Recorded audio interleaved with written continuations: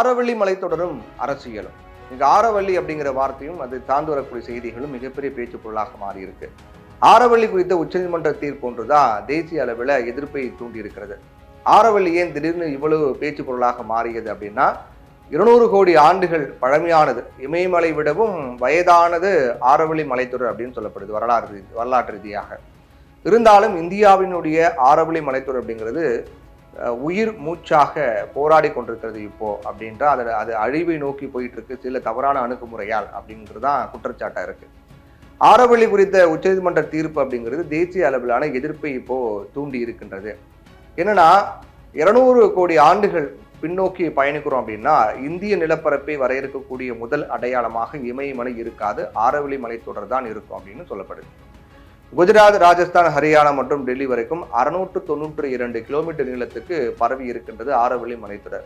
பூமியினுடைய பழமையான மலை அமைப்புகள்ல ஒன்றாக ஆரவள்ளி மலைத்தொடர் இருக்கிறது. ஆரவள்ளி அப்படிங்கிறது வெறும் குன்றுகள் மட்டும் கிடையாது, இது இயற்கையான உயிர்காக்கும் அமைப்புகளாக இருக்கின்றது.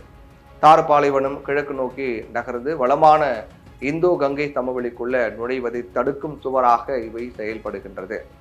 இவை நிலத்தடி நீரை புதுப்பிக்குது அப்படின்னும், ஒரு ஹெக்டேருக்கு 20 லட்சம் லிட்டர் நீரை சேமிக்கும் திறன் கொண்ட நிலத்தடி நீர் அடுக்குகளையும் இவை வளர்க்கின்றது அப்படின்னும் இந்த மலையை சார்ந்து வரக்கூடிய செய்திகள் நமக்கு தெரியப்படுத்துகிறது. இப்ப சம்பல், சபர்மதி மற்றும் லூனி போன்ற ஆறுகள் இங்கதான் பிறக்கிறது, ஆரவள்ளி மலைத்தொடர் தான். அதோட இந்த மலைத்தொடர்கள் வட இந்தியாவுடைய பசுமை நுரையீரல் போல செயல்பட்டு, குறிப்பா டெல்லி பகுதியில தூசி புயல்களை குறைத்து மாசுபாடு வடிகட்டுது அப்படிங்கிறாங்க. அப்போ அந்த ஆரவள்ளி மலைத்தொடர் இருந்தே டெல்லியில இவ்வளவு காற்று மாசுனா ஒருவேளை இல்லைன்னா எந்த அளவுக்கு ஆபத்து இருக்குன்னு பாருங்க. ஆரவள்ளியை நம்ம நீக்கிட்டோம் அப்படின்னா வட இந்தியா வெப்பம் அடைவது மட்டும் இல்லாம வறண்டு போவதோடு மூச்சு திணறலையும் சந்திக்கும் சூழ்நிலை ஆபத்து இருக்கு அப்படின்னு சூழியல் ஆர்வலர்கள்லாம் எச்சரிக்கிறாங்க. நவம்பர் 20ஆம் தேதி, கடந்த 20ஆம் தேதி, போன மாதம் 20ஆம் தேதி உச்சநீதிமன்றம் வழங்கிய தீர்ப்பு தான் சர்ச்சைக்கு காரணமாக மாறி இருக்கு. சுரங்க ஒழுங்குமுறைகள் இருக்கக்கூடிய குழப்பத்தை தீர்க்க நீதிமன்றம் ஒரு பொதுவான வரையறையை ஏற்றிருக்கிறாங்க. அதாவது உள்ளூர் நிலப்பரப்பை விட 100 மீட்டர் அல்லது அதற்கும் அதிகம் உயரம் கொண்ட நிலப்பகுதிகள் மட்டுமே சட்டப்பூர்வமாக ஆரவள்ளி குன்றுகள் அப்படின்னும் கருதப்படும் அப்படின்னும், இது ஒரு வரி அனைத்தையும் மாற்றிவிடும் அப்படின்னும் சூழியல் ஆர்வலர்கள்லாம் வேதனை தெரிவிக்கிறாங்க. சில மதிப்பீடுகள் படி ஆரவள்ளி நிலப்பரப்புல 90 விழுக்காட்டுக்கும் அதிகமானவை உயரம் குறைந்த குன்றுகளை கொண்டவை.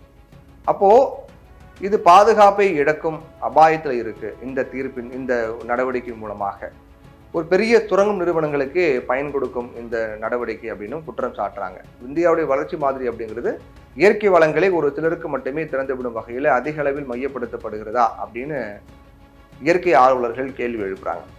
இதை வன்மையாக மறுக்கக்கூடிய மத்திய அரசாங்கம் ஆரவள்ளியினுடைய 90% அதிகமான பகுதி பாதுகாப்பாக தான் இருக்கு அப்படின்னும், சுரங்க தொழிலுக்கான தகுதி 0.19% பகுதிக்கு மட்டுமே உள்ளதாகவும் சொல்றாங்க.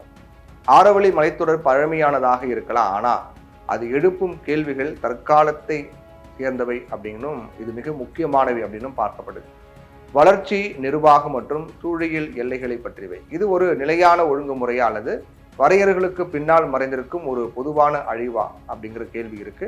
இப்போதைக்கு மலைகள் அப்படிங்கிறது பாதுகாக்கப்பட வேண்டியது, அதிலும் ஆரவள்ளி மலைத்தொடர் மிக மிக முக்கியமானது ஒன்று. எந்த வகையிலும் எல்லளவும் அது அழிவதை ஏற்றுக்கொள்ளக்கூடாது. அதுதான் இப்போ நடந்துகிட்டு இருக்கு அப்படிங்கிறதா குற்றச்சாட்டாக இருக்கு.